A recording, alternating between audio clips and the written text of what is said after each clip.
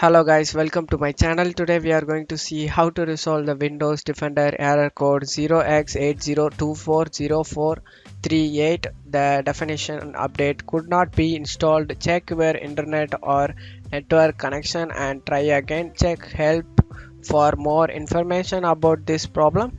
Let's fix that issue, guys.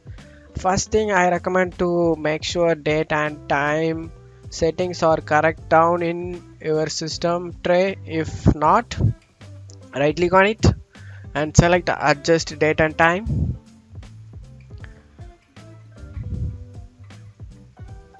and set time automatically. Select it, or you just set manually, guys.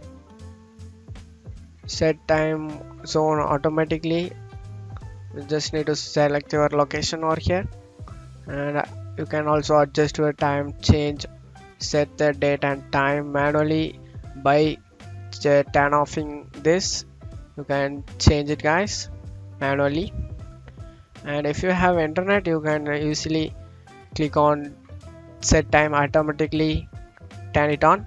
That will be set time automatically changed over here, guys. Just need to select your city over here, and that's it. You get correct time in your location, and that's it, guys.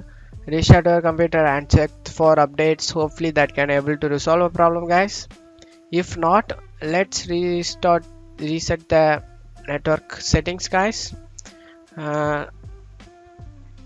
Let's do it. For that, go to search menu and type network reset.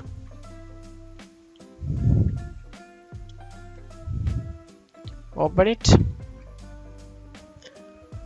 Let reset the network settings back to default.